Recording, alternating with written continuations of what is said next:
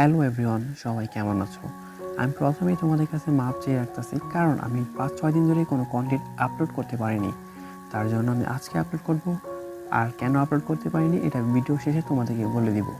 তো আজকে অ্যানিমিতে আমরা যা বলবো তার আগে আমরা এপিসোড 1-এ যা দেখেছি তা একটু তোমাদেরকে বলে নিই, কারণ অনেক দিন হয়ে গেছে, তোমরা হয়তো ভুলে গেছো। এপিসোড 1-এ আমরা দেখেছিলাম কাফকা এবং রেনুকে একটা কাইজু খুব বাজেভাবে ড্যামেজ করে। দ্যাটস ওয়াই ডিফেন্স টিম তাদেরকে একটা হসপিটালে অ্যাডমিট করে, এবং হসপিটালে অ্যাডমিট থাকা অবস্থায় কাফকার শরীরের ভিতরে একটা কাইজু চলে যায়। দ্যাটস ওয়াই কাফকা একটা কাইজুতে পরিণত হয়। তখন তারা ডিফেন্স টিম হাত থেকে বাঁচতে সেই হসপিটাল থেকে পালিয়ে যায়। এখন শুরু হোক আমাদের সেকেন্ড এপিসোড। তার আগে একটা কথা বলে নিই, যারা এখন ধরে আমাদের চ্যানেলকে সাবস্ক্রাইব করোনি, ভাই প্লিজ একটা সাবস্ক্রাইব করে দাও। তোমাদের একটা রেসপন্সে আমাদের অনেক বেশি ভিডিও বানানোর ওপর আগ্রহ বেড়ে যায়। তো শুরু করা যাক। তো গত পর্বে আমরা দেখেছিলাম একটা বড় লোক ডিফেন্স টিমকে কল দিয়ে কাইজু সম্পর্কে সব বলে দেয়। আর এখন আমরা দেখতে পাই ডিফেন্স টিমের সকল মেম্বার কাইজু ওপর অ্যাটাক করার জন্য রেডি হয়ে যায়। তখন আমার রেনো এবং কাফকাকে দেখানো হয়, যারা কিনা দৌড়াচ্ছে এবং ধরা গেলে পালাচ্ছেই। এখন রেনো কাফকাকে বলে, তুমি কি আসলে কাফকা?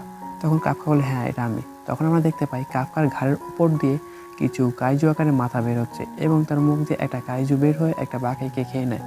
তখন রেনো কাফকাকে বলে, তুমি খাওয়ার জন্য কি আর কিছু পাওনি? তখন কাফকা রেনোকে বলে, আমার খুব জোরে পটি চেপেছে। তখন রেনো বলে, এখন চেপে রাখো। তখন কাফকা বলে, এখন চেপে রাখার মতো আমার পজিশন নেই। তখন কাফকা মনে ভাবে, আমি পটি করবো কোথা দিয়ে? তখনই দেখতে দেখতে কাফকা ব্যালেন্স করতে না পেরে পটি করে দেয়। এবার আমরা খুবই আশ্চর্যকর দেখতে পাই কাফকার পটি তার চেস্ট দিয়ে বেরোচ্ছে। ভাই, এটা খুব একটা অকওয়ার্ড সিন ছিল। তখন কাফকা ভাবতে থাকে, আমি কি কখনো ডিফেন্স ফোর্সে জয়েন হতে পারবো না? সেখানে আমাদেরকে একটা কাফকার পাস্ট দেখানো হয়, যেখানে কাফকা এবং মিনা তারাজন বলতেছে, আমরা বড় হয়ে একসাথে ডিফেন্স ফোর্সে কাজ করব। তখন রেনো বলে, এই এলাকায় কেউ থাকে না, এখানে লুকিয়ে পড়লে ডিফেন্স ফোর্স কখনোই আমাদেরকে খুঁজে বের করতে পারবে না। তখন কাফকা বলে, আমি একটা কাইজুর উপলম্বী টের পাচ্ছি, এবং আমরা সত্যিই দেখতে পাই কিছু দূরেই একটা কাইজু উপস্থিত হয়েছে। আর আমরা বুঝতে পারি কাফকা যে কোনো কাইজুর উপলম্বী টের পায়, এটা তার নতুন একটা অ্যাবিলিটি। তখন আমাদের সেই কাইজুর স্থানকে দেখানো হয়, যেখানে কিনা একটা মেয়ে তার মাকে একটা পাথরের নিচ থেকে উপরে তোলার চেষ্টা করতেছে, কিন্তু সে পারছে না। কিন্তু যখনই সে উপর তুলতে চেষ্টা করতে থাকে, তখনই পিছ থেকে সেই কাইজুটা মেয়েটাকে যখনই খেতে যাবে, তখনই কাফকা দ্রুত এসে সেই কাইজুর উপর জোরে একটা পাঞ্চ করে, যার কারণে কাইজুটা অনেক দূরে সরে যায়। এবং মেয়েটা কাফকাকে দেখে খুব ভয় পেয়ে যায়। কাফকা যদিও মেয়েটাকে বলে, আমি একটা মানুষ, কিন্তু মেয়েটা বিশ্বাস করে না এবং খুব ভয় পেয়ে যায়। তখন আবারও যখন কাইজুটি কাফকার উপর অ্যাটাক করবে, তখন কাফকা বিশাল জোরে একটা কাইজুর উপর পাঞ্চ করে, এবং কাইজু সাথে সাথে সেখানে মারা যায়। এবং কাফকা মনে মনে ভাবি, আমি এত পাওয়ারফুল হয়ে গেছি।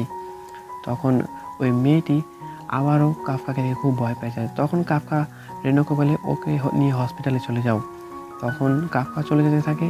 তখন মেয়েটি কাফকাকে বলে, mister kaiju, thanks for your help me. তখন কাফকা বলে, ওয়েলকাম। এরপরে কাফকা এবং রেনো সেখান থেকে পালিয়ে যায়। একটু পরে ডিফেন্স ফোর্স আসলে তারা খুব অবাক হয়ে যায়, কারণ একটা কাইজু আরেকটা কাইজুকে মেরে এখান থেকে পালিয়ে গেছে। এই ব্যাপারে আরেকটু জানতে ডিফেন্স ফোর্সের ক্যাপ্টেন মিনা ওই ছোট বাচ্চাকে প্রশ্ন করে, তুমি কি ওই কাজু সম্পর্কে আমাদের কিছু বলতে পারবা? তখন ওই ছোটো মেয়েটা ভয় পেয়ে যায়। তখন ক্যাপ্টেন বলে, ভয় পেও না, আমি পৃথিবীর সকল কাইজুকে মেরে ফেলবো।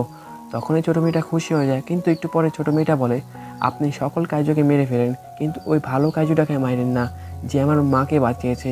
এই কথা শুনেই তো মিনা কিছুটা অবাক হয়ে যায়। তখন সিন কাট হলে আমরা দেখতে পাই মাঝখানে 3 মাস চলে গেছে, এবং টিভিতে একটা নিউজ দেখানো হচ্ছে, যেখানে আমরা দেখতে পাই কাফকার কাইজু ফর্মকে কাইজু নাম্বার 8 নাম দেওয়া হয়েছে, এবং বিশ্বের এই প্রথম কাইজু যাকে 3 মাস যাবৎ খোঁজা হচ্ছে, কিন্তু কেউই খুঁজে পাচ্ছে না।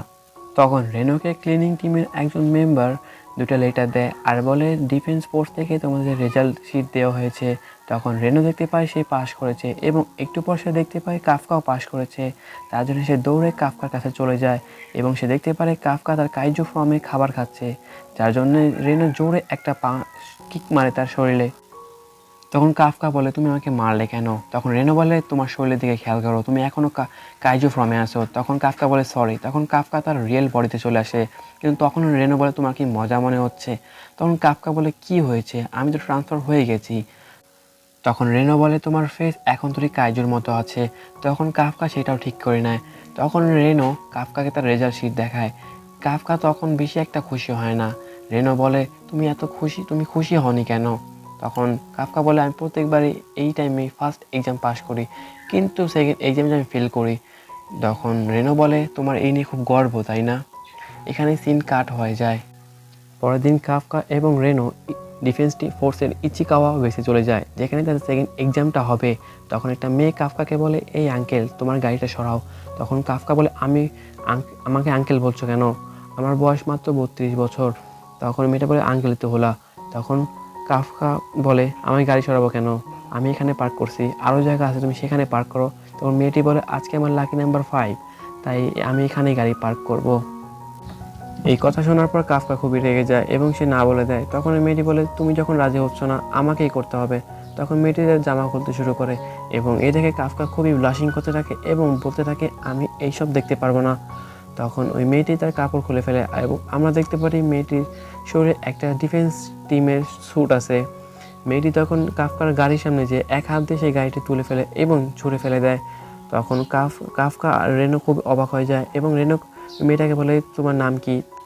তখন মেয়েটি বলে আমি এক্সামি নাম্বার 2016, আমার নাম হলো কিকোরো শিনোমিয়া এবং আমার হবি হলো কাইজি হত্যা করা। এবং একটু পরে মেয়েটি কাফকার সামনে যে বলে তোমার শরীর দিয়ে কেন জানি কাইজুর গ্রান আসছে। তো বন্ধুরা এখানেই এই এপিসোডটি শেষ হয়ে যায়। আর আমি পড়াশোনার কারণে এই কয়দিন ভিডিও আপলোড করতে পারিনি, বাট এখন থেকে রেগুলার ভিডিও আপলোড করব। আর আপনারা প্লিজ একটু সাপোর্ট করেন। আর আমি জানি আমার ভয়েস কোয়ালিটি অনেকটাই খারাপ আসে, বাট আমি চেষ্টা করবো পরের ভিডিও থেকে আরও বেটার করার জন্য। আর আপনারা এক্সপ্লেন দেখে কোনোদিন অ্যানিমির ফুল মজা পাবেন না, আপনারা অবশ্যই এক্সপ্লেন দেখার পর ফুল অ্যানিমিটা দেখবেন। তো আজকে একটু কি দেখা হবে অন্য কোনো ভিডিওতে, ততক্ষণ ভালো থাকবেন, আল্লাহ হাফেজ।